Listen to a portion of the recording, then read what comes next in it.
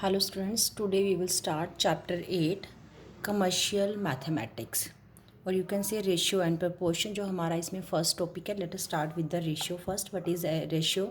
It is a numerical relation between two quantities of the same kind. It is actually a comparison of the two given numbers. For example, आपके पास कोई भी number अगर KG में given है तो आप उनका कंपैरिजन कर सकते हैं.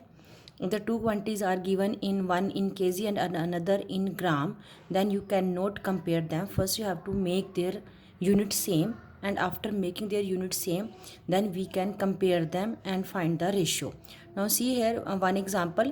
Suppose 3 apple and 2 oranges lie in a basket. Then the ratio आपके पास क्या होगा उनका फ्रूट का 3:2. And we always express ratio in the simplest form. If the simplest form is not there, then first we convert it into the simplest form. अगर आपके पास नहीं है तो आप उसको क्या करेंगे, simplest form में convert करेंगे. And actual में ratio होता क्या है, it is a division होती है between the two numbers, or you can say it is a fractional form. 3:2 है तो we can also write down it as 3/2. Here जो first number है that is a numerator and the second number always represent the denominator. तो always whenever we have to write down the given numbers in the ratio form, we will not change their order. आपके पास जो first number है वो first place पे लिखेंगे और जो second है उसको second number पे ही लिखेंगे आप. फर्स्ट जो नंबर है वो न्यूमरेटर होता है और सेकेंड नंबर आप डिनोमिनेटर को रिप्रेजेंट करता है. नेक्स्ट आपके पास इसमें है proportion. When two ratios are equal, their terms are said to be in proportion. आपके पास 4 आपके पास नंबर्स गिवन है, उनमें से हमने टू को हमने कंपेयर करना है. आपके पास फॉर एग्जांपल नंबर हमने यहाँ पे ले लिया है ABCD. हमारे पास here are 4 numbers and these 4 numbers are in proportion. Then we can write down A/B equal to C/D. और इन द रेशियो फॉर्म में आप कैसे लिखेंगे, A/B proportional to C/D. 4 dot हैं ये प्रपोर्शन के साइन को रिप्रेजेंट करते हैं, 2 डॉट रेशियो के साइन को रिप्रेजेंट करते हैं. It means if their ratios are equal, और यू कैन से अगर हम इनकी फ्रैक्शनल फॉर्म इक्वल हैं, they are equivalent fraction, then we can write them as in the proportional का हम साइन लगा के आप उसको रिप्रेजेंट कर सकते हैं. ये तो है आपके पास प्रोपोर्शन होता क्या है. नेक्स्ट हमारे पास हम इसी में हम एक फार्मूला यूज़ करते हैं. If the given numbers are in proportion, then we can write them by using the formula product of extremes equal to product of means. It means आपके पास अगर आपके पास कोई भी 4 नंबर्स हैं, अभी हमने जो फार्मूला लिखा था आपके पास यहाँ पे A/B proportional to C/D. Product of extreme means A/D आप कर सकते हैं इसमें, एंड प्रोडक्ट ऑफ मीन्स में आपके पास क्या आएगा, B/C आपके पास आ जाएगा. A and D extreme number को रिप्रेजेंट करेंगे, B एंड C दोनों किसको रिप्रेजेंट करेंगे, मीन्स को रिप्रेजेंट करेंगे. और either you can see here cross multiplication, whenever we do the cross multiplication A/D आपके पास आ जाएगा and B/C. Same is here A/D आपकी जो एक्सट्रीम टर्म्स हैं और जो मिडल में टर्म है वो B/C है. तो इसमें A फर्स्ट टर्म है, B सेकेंड टर्म है, C थर्ड टर्म है एंड D आपके पास क्या है यहाँ पे फोर्थ टर्म है. जनरली जब भी हम नंबर्स को लिखते हैं इनका ऑर्डर कभी भी चेंज नहीं करते. अगर आपके पास क्वेश्चन में गिवन क्वेश्चन जो भी ऑर्डर आपके पास गिवन है आप सेम ऑर्डर में उनको लिखेंगे. नेक्स्ट हमारे पास इसमें आ जाता है when 3 terms A, B and C are in continued proportion. अगर आपके पास कोई भी 3 नंबर continued proportion में दे रखे हैं तो you can write down them as A/B equal to B/C. continued proportion का मतलब है इसमें यहाँ पे आपका जो मिडल टर्म है आपकी जो B है, B को हम मीन proportion भी कहते हैं, मीन टर्म भी कहते हैं. ये आपकी रिपीटेड होती है whenever the given numbers are in continued proportion. जो मिडल टर्म है वो आपकी सेकेंड एंड थर्ड दोनों को रिप्रेजेंट करती है. तो हेयर आपके पास फॉर्मूला बन जाएगा B² equal to AC. A/B equal to B/C. When we do the cross multiplication, B को आप B से मल्टीप्लाई करेंगे, it become B² and A/C. Here B is called the mean proportion and C is called the third proportion. अगर आपके पास question में 3 numbers given है तो उसमें आपके पास it means they are in continued proportion. C जो है वो थर्ड प्रपोर्शन को रिप्रेजेंट करेगा और B किसको रिप्रेजेंट करेगा, मेन प्रपोर्शन को. उस केस में हम ये फार्मूला यूज़ कर सकते हैं. आप फार्मूला आपका ये भी इसी से बना है, product of extremes equal to product of means. तो इस केस में हम इसको जो कंटिन्यूड प्रपोर्शन है इसमें आप इसको ऐसे भी लिख सकते थे A ratio B proportional to B ratio C. Now see here, A and C both the terms are extreme and B are here mean terms हैं आपके पास. Next we will start exercise 8.1. In exercise 8.1 first question है आपके पास, find whether the following ratios are in proportion or not. तो जो मैं A part आपका कर रही हूँ, all questions are same, 4/10 and 2/5. Now by cross multiplication, here we will check. By cross multiplication, 4 into 5 equal to 2 into 10. 4 5s are 20, 2 10s are 20. Now see here, both the sides are equal, therefore we can say yes, they are in proportion. Yes, they are in proportion. Next इसमें आपके पास है, इसमें मैं आपके लिए एक part और कर देती हूँ क्वेश्चन नंबर फर्स्ट का. अभी मैंने जो किया वो आपका ए पार्ट था. नेक्स्ट मैं इसमें आपके लिए इसका सी पार्ट कर देती हूँ. One more, 8/40 and 12/60. By cross multiplication,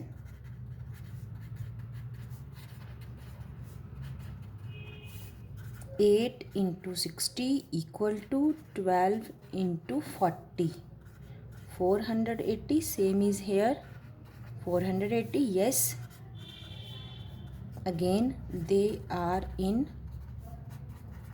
proportion. Suppose अगर आपके पास ये equal नहीं आएगा, then you people will write down the given numbers are not in proportion. Do the B and D part yourself. Next मैं आपके लिए इसमें क्वेश्चन कर रही हूँ question number second. Question number second का आपके पास इसमें find the value of x है for which the following ratios are in proportion. A part 3:4 proportional to x ratio 20. Now since the given numbers are in proportion, first we will write down, since given numbers are in proportion, therefore we can apply the formula product of extremes equal to product of means. It means 3 into 20 equal to 4 into x. 3 into 20 आपको x की value find out करनी है, तो 4x से multiply है तो left में जाकर के डिवाइड करेगा. 4 5s are 20, therefore x equal to 5 3s are 15. 15 is your answer. All the questions are same. In question number second, इसमें मैं एक पार्ट आपके लिए और कर देती हूँ सेकंड क्वेश्चन का. नेक्स्ट मैं आपके लिए कर रही हूँ D part. In D part,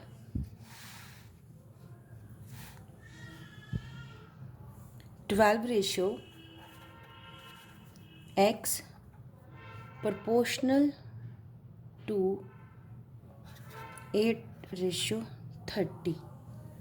Again we will write down first formula, product of extremes equal to product of means. 12 into 30 x into 8. 12 into 30 equal to x. 8 multiply कर रहा है तो लेफ्ट में जाकर के डिवाइड करेगा. 4 2s are 8, 4 3s are 12 and 15 2s are 30. तो therefore x equal to 15 3s are 45. 45 आपका आंसर आ गया. That is your question number second. D part मैंने आपके लिए किया है. Next we are doing here question number third. In question number third, find the third proportion to 8 and 12. आपको next में क्या करना है, find third proportion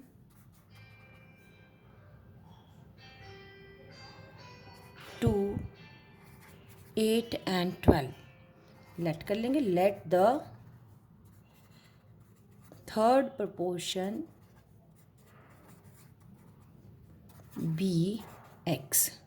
Now in this question, since there are only 3 numbers हैं आपके पास, तो हम इसमें continued proportion का फॉर्मूला भी अप्लाई कर सकते हैं. 8, 12 and x. और either we can apply here product of extreme और product of means का फॉर्मूला भी अप्लाई कर सकते हैं इसमें. मैं इसमें continued proportion का फॉर्मूला अप्लाई कर रही हूँ. That is b square equal to a into c. b is here mean proportion. Mean proportion is here 12 का square and here a is 8 and third proportion c है तो हमने उसको क्या लिया है यहाँ पे x लिया है. 12 स्केयर है तो आप ओपन कर लेंगे. 12 इंटू 12 x 8 आपके पास लेफ्ट में आके डिवाइड करेगा. 4 2 ज़ा 8 एंड 4 3 ज़ा 12 2 6 ज़ा 12. Therefore x equal to 18. आपके पास इसमें क्या आंसर आया है. 6 को 3 से हमने मल्टीप्लाई कर लिया. 6 3 ज़ा 18. तो थर्ड प्रोपोर्शन के लिए मैंने यहाँ पे कंटिन्यूड प्रोपोर्शन का फार्मूला यूज़ किया है. आप इस क्वेश्चन में चाहें तो प्रोडक्ट ऑफ एक्सट्रीम और प्रोडक्ट ऑफ मीन्स भी यूज़ कर सकते हैं. उस केस में आप इसमें मैं और करके लिख देती हूँ 8:12 प्रोपोर्शनल टू 12:x. आप उसमें फिर ये आप पहले प्रोपोर्शनल की कंडीशन लगाएंगे. Then write down the formula product of extremes equal to product of means and then you can find the value of x. ये क्वेश्चन आपका क्वेश्चन नंबर 2 की तरह ही हो जाएगा. Both the method are correct in question number 3. जो आपको easy लगे you can do with that method. Next here we are doing question number 4. Find the value of x if 6 12 and x are in continued proportion. Next है हमारे पास question number 4.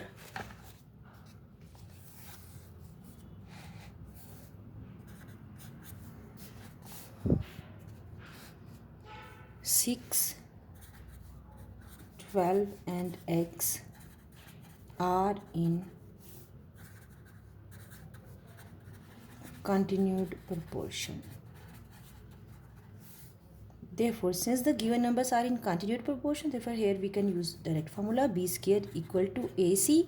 Here b आपके पास है 12 again and a की value 6 और x c हमने क्या ले लिया यहाँ पे x. सेम क्वेश्चन हो गया आपका जैसे आपका क्वेश्चन नंबर 3 हमने किया था अभी.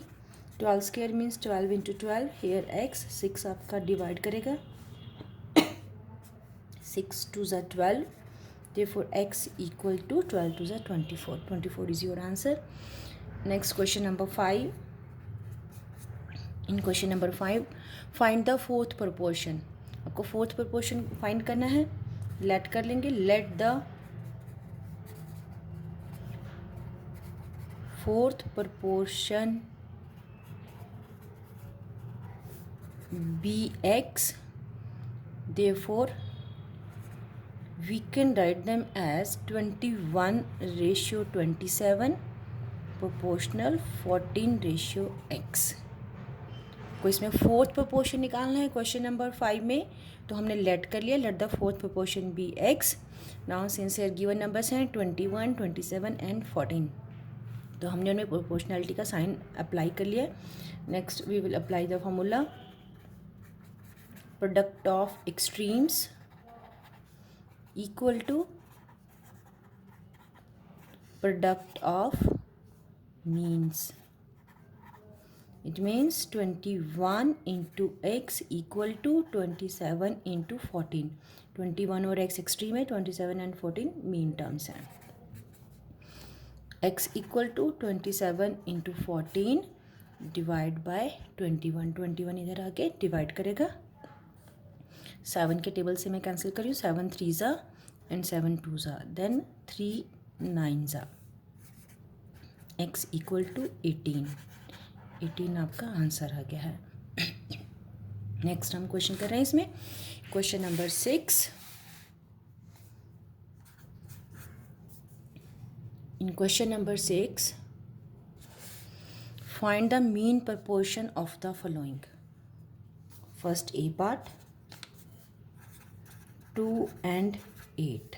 आपको मीन प्रपोर्शन निकालना है। लेट कर लेंगे, let the mean proportion be x. हमने एक्स ले लिया है।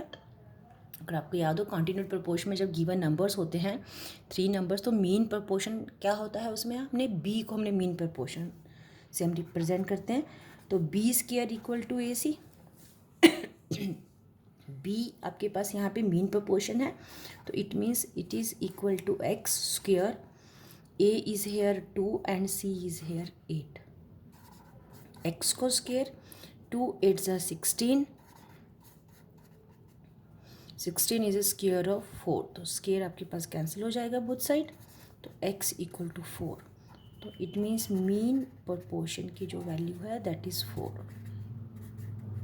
Mean proportion equal to 4, 4 is your answer. Similarly you can do the remaining part B, C and D, all are same. Next मैं आपके लिए क्वेश्चन नंबर इसमें 7 आपके लिए कर रही हूँ। क्वेश्चन नंबर 7 है आपके पास। Question number 7. Here you have to, a team won 4 games and lost 5 games. Find the following ratio. A team won 4 games and lost 5 games. तो A पार्ट है, रेशियो आपको जो फाइंड आउट करना है, the games won to the games played. won games कितनी है by a team equal to 4 and lost games by a team that is equal to 5. तो it means total games आपके पास कितनी होंगी, first we will find the total games. 4 + 5 that is 9। तो total जो played है, गेम्स प्लेड हैं, that is equal to 9। तो ए पार्ट में जो आपने रेशियो निकालना है, गेम्स वोन रेशियो गेम्स प्लेड और टोटल गेम्स, यू कैन से यहाँ पे हम मेंशन कर देते हैं टोटल गेम्स प्लेड। वोन गेम्स आपके पास है 4 एंड प्लेड कितनी है 9, तो 4:9 ऑलरेडी आपके पास सिंपलेस्ट फॉर्म है। 4 और 9 किसी भी टेबल से कैंसिल नहीं होता, तो that is your answer. In B part, the games lost ratio games won. Lost games आपके पास 5 है एंड वोन आपके पास है 4, तो 5:4 is your answer in 7th B part. Last question number 8 है आपका exercise. The angles of the triangle are in the ratio 4:4:2। Find the value of each angle. Let करेंगे, let the each angle of a triangle be 4x, 4x and 2x। आपके पास ratio में 4:4:2 given है, you can check it out from your book statement. According to angle sum property of a triangle 4x + 4x + 2x equal to 180 degree. तो 4 + 4 8 + 2 10, x equal to 180 और you can say x equal to 180 divide by 10, तो that is 18। x की value आपके पास इसमें क्या आ गई है, 18 आपके पास वैल्यू आ गई है इसमें x की। लेकिन आपको फाइंड क्या करना था, find the value of each angle. तो therefore each angle of a triangle, और either you can say first angle of triangle 4x, 4 into what is the value of x is here 18, 18 4s are 72 degree। second angle of triangle again 4x है, तो 4 into 18 72 degree। third angle of triangle equal to 2x, it means 2 into 18 that is equal to 36 degree. तो first angle हमारे पास 4 into 18 4x था 72 degree, second angle again 4x 4 into 18 72 degree, and third angle 2 into 18 2x, x की value 18 है 36 degree. That's all for today. Exercise 8.1 is complete. In the next video we will do exercise 8.2. Thank you.